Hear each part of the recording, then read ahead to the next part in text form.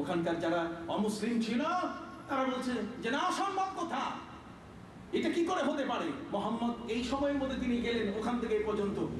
মোহাম্মদ তো জীবনে কখনো যান নাই বাইতুল মুকাদ্দাস, কাজে তাকে একটা টেস্ট পরীক্ষা নেওয়া হলো। কি টেস্ট পরীক্ষা? যে বাইতুল মুকাদ্দাসের দরজা কয়টা, এর গেট কয়টা, এর জানালা কয়টা আমরা জিজ্ঞাসা করি। নবী বলছেন ফাকারিতু কারবান, তার অর্থ হলো যে আমি মারাত্মক ফাকুরিতু, এই শব্দ এসেছে, তার মানে আমি অত্যন্ত বিচলিত ভাব সৃষ্টি হলো যে আমি তো ওইখানে অল্প সময়ের জন্য গেছি। কথা বলেন না, কেউ যদি কোনো হলে যায়, কেউ যদি কোথাও, আমরা যে ট্রানজিট, এই যে দুবাই হয়ে আসলাম, আমি তো ওখানে এই কয়টা বিম আছে যেখানে আমরা যে হলটাতে আমরা করে অ্যাপ্লিকেশন করে আসলাম, সেখানে কয়জন দাঁড়ানো ছিল ইত্যাদি সবগুলোতে হিসাব করে আমার আসার কথা না, কি বলেন তাই না? নবী আরশের মেহমান, কাজী তো বাইতুল মুকাদ্দাসের জানালা কপাট গুনতে জান নাই। আল্লাহর নবী বলেন যখনই তারা আমাকে উল্টা পাল্টা প্রশ্ন শুরু করলো, ঠিক ওই মুহূর্তে আল্লাহ পাক রব্বুল আলামিন পুরা বাইতুল মুকাদ্দাস আমার চোখের সামনে হাজির করে দিলেন। ফারাফালি বাইতুল মুকাদ্দাস ফানজুরু ইলাইহি, আমি সেদিকে দেখা শুরু করলাম। ওরা প্রশ্ন করে আর আমি উত্তর দেই। সুবহানাল্লাহ, ওরা প্রশ্ন করে আমি উত্তর দেই, এভাবে প্রশ্নোত্তর পর্বে আমি বিজয়ী হয়ে গেলাম। ভাইরা আমার, পৃথিবীর মধ্যে আজ পর্যন্ত বিজ্ঞানীরা এটা অবাক হয়ে যায় যে বিশাল আকাশ যেটা নবী জয় করে এসেছেন, কি করে সম্ভব? এত বিশাল আকাশে তিনি উঠলেন আবার ফেরত আসলেন, তাতে তো ওনার মধ্যাকর্ষণ শক্তির ভিতরে আটকে যাওয়ার কথা। আমরা উত্তর দিই না, হযরতে আদম এবং মা হাওয়া সৃষ্টি হয়েছেন জান্নাতে, আল্লাহ তাআলা সেখান থেকে তাদেরকে নামাই দিয়েছেন না পৃথিবীতে। ফাআযাল্লাহুমা শাইতানু আনহা ফাআখরাজাহুমা মিম্মা কানা ফি, কাজেই জান্নাত থেকে তারা এই পৃথিবীতে আসছেন। আদম কিভাবে আসছেন এটা যদিও ব্যাখ্যা নাই, যে তারা ঘোড়ার পিঠে চড়ে আসছেন, মইতে করে আসছেন, তারা কিভাবে নেমেছেন যদিও এর ব্যাখ্যা নাই, কিন্তু জান্নাত থেকে তিনি তো পৃথিবীতে এসেছেন, কি বলেন ঠিক না? যেহেতু আল্লাহ তাআলা বলছেন ওয়ালাকুম ফিল আরদি মুস্তাকাররুন ওয়া মাতাউন ইলা হিন, আল্লাহ বলেন পৃথিবীতে থাকো। একদল মানুষ ব্যাখ্যা করে যে আদম আলাইহিস সালাম জর্ডানের কোন একটা বাগানের মধ্যে তিনি মা হাওয়াকে নিয়েছিলেন। যদি এইটাই হয় তাহলে ওয়ালাকুম ফিল আরদি আল্লাহ বললেন কেন? কাজে সে জান্নাত হচ্ছে ওই জান্নাত ইনদা সিদরাতিল মুনতাহা ইনদাহা জান্নাতুল মাওয়া। কাজে সেই সিদরাতুল মুনতাহা, ওখানে বাবা আদম মা হাওয়া, যেখানে তারা আদম যেখানে সৃষ্টি হয়েছে, মা হাওয়াকে নিয়ে যেখানে অবস্থান করেছেন, তারা যখন পৃথিবীতে আসছে, তাহলে আসা যদি যায় জান্নাত থেকে এখানে, তাহলে এখান থেকে উপরে উঠা যায় না? কথা বল না, একটু সহজ কথায় বলেন না, যদি আসা যায় তাহলে উপরে উঠা যায় কিনা? হযরত ঈসা রূহুল্লাহ দ্বিতীয় আসমানে সশরীরে তাকে রাখা হয়েছে, তার দেহের মধ্যে একটা অংশ নষ্ট করা হয় নাই। 33 বছর বয়স নিয়ে আছেন, যেদিন পৃথিবীতে আসবেন তিনি ইসলামের এই পক্ষে আমার নবীর উম্মত হয়ে যেদিন আগমন করবেন, সেদিন তার বয়স 34 শুরু হবে। সুবহানাল্লাহ। তাহলে হযরত ঈসা রূহুল্লাহ তিনি অক্ষত অবস্থায় আছেন, যদি উপরে উঠতে পারেন তাহলে তিনি যেমন নিচে নামবেন, তো আমার নবী যাইতেও পারেন, আমার নবী কি আসতেও পারেন। কাজে বিশ্ববিজ্ঞানের দুয়ার খুলে গেছে আমার নবী, প্যারা নবী রাসূল কারীম সাল্লাল্লাহু আলাইহি ওয়াসাল্লামের এই পবিত্র মিরাজের মাধ্যমে। সম্মানিত সুধী, সেই নবী নামাজ নিয়ে আসলেন আমাদের মাধ্যমে। কি নিয়ে আসছেন বলুন? নামাজ। এই পবিত্র নামাজকে কিভাবে কায়েম করা যায় যাতে তার উম্মত এই নামাজকে যেন কখনো কুসুরি না করে, বিরাট সাধনার পর আল্লাহর সবচেয়ে বড় উপঢৌকন, কথা বল না, জগৎবাসীর জন্য এর যে বড় উপঢৌকন সরাসরি নয়, যা নবী নিজেই আল্লাহর কাছ থেকে নিয়ে এসেছেন। এই জন্য আমার নবী বলেন আসসালাতু ইমাদুদ্দিন, নামাজ হচ্ছে ধর্মের একটা খুঁটি। যদি কেউ নামাজ না পড়ে, যদি নামাজ কেউ না পড়ে, তার সেই এই খুঁটিটাকে ধ্বংস করে ফেললো। কথা বুঝতে পারছেন? আমার রাসূল বলেছেন মান তারাকা সালাতা মুতাআম্মিদান ফাকাদ কাফার, যদি কেউ ইচ্ছাকৃত নামাজ নষ্ট করে দেয় তাহলে সে আর কাফেরের মধ্যে কোনো পার্থক্য নাই। কথা বুঝতে পারছেন? নামাজ হলো আমাদের জন্য নূর। বলুন নামাজ কি? নূর, এটা দিয়া।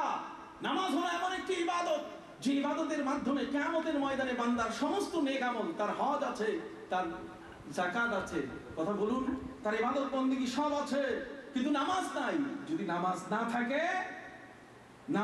থাকে ভাইরা আমার, নূর নবী সাল্লাল্লাহু আলাইহি ওয়াসাল্লামের কতবার সিনা চাক হয়েছিল আমি আমার আলোচনার শেষে ইনশাআল্লাহ বলে দেওয়ার চেষ্টা করব। আমি যে কথাটির দিকে আপনাদের আকর্ষণ করার চেষ্টা করছি, বলুন এই নামাজকে প্রতিষ্ঠা করতে গেলে মসজিদ প্রয়োজন আছে কিনা? একটু হাত উঁচু করে বলুন, মসজিদ প্রয়োজন আছে কিনা?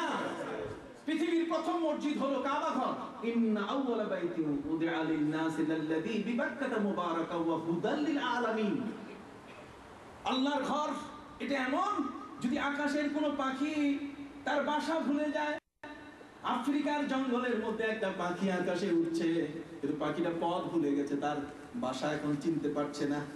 ভাইরা আমার, কাবা ঘরকে আল্লাহ পাক রব্বুল আলামিন এমন ক্ষমতা দিয়েছেন, ওই কাবা ঘর আকাশের ওই ভুলে যাওয়া বাসা ভুলে যাওয়া পাখিটাকে তার বাসার পথ দেখায় দেয়। মসজিদ হলো হেদায়েতের জায়গা, মসজিদ হলো আল্লাহ প্রাপ্তির জায়গা, মসজিদ হলো সিজদার জায়গা, মসজিদ হলো এটা আল্লাহকে সন্তুষ্ট করার জায়গা, এটা ঘুমানোর জায়গা না। কথা বল না, এটা আল্লাহকে ডাকার জায়গা। বলুন, এটা কাকে ডাকার জায়গা? আল্লাহকে ডাকার জায়গা। কিয়ামতের ময়দানে কাবা ঘরের উপরে কিয়ামত হবে না, এটা ভেসে আল্লাহর জান্নাতের সাথে যোগ হয়ে যাবে। দুনিয়ার যত মসজিদ, সমস্ত মসজিদগুলো তুলার মতো উড়ে কাবা ঘরের সাথে মিশে আল্লাহর জান্নাতে যোগ হয়ে যাবে।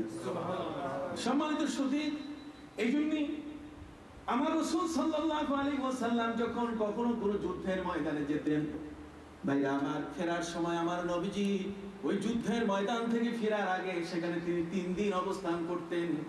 যুদ্ধের সফলতা শুধুমাত্র জয় নয়, যুদ্ধের সফলতা হলো মানুষগুলোকে নামাজি বানানো। এই জন্য নবীজি সেখানে মসজিদ কায়েম করতেন, সেখানে মুয়াজ্জিন নিয়োগ করতেন, ইমাম নিয়োগ করে 3 দিন তিনি নামাজ পড়ে তারপর ফিরতেন। তো সুবহানাল্লাহ, যুদ্ধের ময়দান যেখানে জয় হয়েছে সেই জায়গাটিতে আল্লাহর নবী কি করতেন?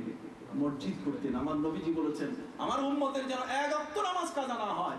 ইহুদিদের নামাজ আর আমার উম্মতের নামাজ এক নয়। ইহুদিদের বাইতুল মুকাদ্দাস একটি মাত্র জায়গা, এই বাইতুল মুকাদ্দাসের ভিতর ছাড়া তাদের ইবাদত গ্রহণযোগ্য হতো না। শেষ পর্যন্ত সংখ্যা যখন ইহুদিদের বেড়ে গেল, তখন তারা ফতোয়া চাইলো যে আমরা বহু দূর দরাজে আমরা ছড়িয়ে পড়েছি, এত দূর থেকে এই মসজিদে বাইতুল মুকাদ্দাসে এসে আমাদের নামাজ পড়া বড় কঠিন, আমরা কি করতে পারি? তখন ওই যুগের আলেমরা ফতোয়া দিলেন যে তোমরা কাপড়ের মধ্যে বাইতুল মুকাদ্দাসের ছবি আঁকবে। ছবি আঁকলে মনে করো ওই ছবিটার উপরে দাঁড়াইয়া মনে করবে যে বাইতুল মুকাদ্দাসের ভিতরে আমরা আছি। কথা বুঝতে পারছেন? এটা হলো তাদের টেকনিক। আর আমাদের হলো, আমার রাসূল বলেছেন, উতিতু খামসান লাম ইউতাহুন্না ক্বাবলি, আল্লাহ আমাকে 5টা জিনিস দিয়েছেন যে এই 5টা জিনিস আমার পূর্বে কাউকে তিনি দেন নাই। তার মধ্যে দিয়েছেন ওয়াজুইলাত লিয়াল আরদু মাসজিদান ওয়া তুহুরা, আল্লাহ তাআলা আমার এই উম্মতের জন্য পৃথিবীর পুরো জমিনটাকে মসজিদ ঘোষণা করেছেন। এবং উযুর বিকল্প হিসাবে পানি নাই, যাতে নামাজ নষ্ট না হয়, তারা যেন তায়াম্মুম করতে পারে, এই জন্য মাটিটাকে তিনি পবিত্র ঘোষণা করেছেন। বলুন সুবহানাল্লাহ।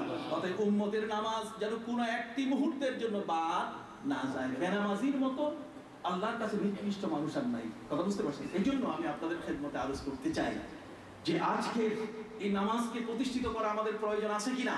আছে। জোরে বলেন আছে কিনা? তো নামাজ প্রতিষ্ঠিত করতে গেলে কি দরকার? মসজিদ দরকার। এই মসজিদের যারা হেফাজত করে, দেখেন না, হযরত মারিয়াম আলাইহিস সালাম তার মা যখন হান্না বিনতে ফাকুস মান্নত করলেন, মান্নতের মধ্যেও একই শব্দ যে আল্লাহ তুমি আমাকে যে সন্তান দিবে এটা বাইতুল মুকাদ্দাসের খাদেম বানাই দিব, তার মানে মসজিদের খাদেম বানাবো। আমরা তো এখন ব্যারিস্টার, আমরা তো এখন মিনিস্টার, আমরা এখন ডক্টর, ইঞ্জিনিয়ার বানাতে চাই, কিন্তু এককালে নিয়ত ছিল এটা যে আমি মসজিদের খাদেম বানাই দেব। মসজিদের খাদেম হওয়া মানে আল্লাহকে খুশি করা। কি বলেন, ঠিক কিনা? যেহেতু মসজিদে একমাত্র ডাকা হয় কাকে? জোরে বলেন কাকে? আল্লাহকে ডাকা হয়। যেহেতু আল্লাহকে ডাকা হয়, কাজে আল্লাহর এই ডাকে সাড়া দিয়ে আজকের এই মুহূর্তে আমি আপনাদের কাছে বিনীতভাবে অনুরোধ করতে চাই, এই যে গাউসিয়া মসজিদ আমি এসে শুনলাম যেটার সাধারণত মেইনটেন্সের যে কাজগুলো আছে, যেমন এখানকার ফ্যান ঘুরে, বাতি জ্বলে, এখানকার উজু, এখানকার আরো প্রয়োজনীয় যে বিষয়গুলো, এগুলোতে প্রায় প্রতি মাসে 1000 খানেকের মতো টাকা এখানে ব্যয় হয়। এটা খুব দরকার। প্রতিটি মাসে এই অর্থটা খুব বড় কষ্ট করে এটা পরিশোধের ব্যবস্থা করা হয়। আমরা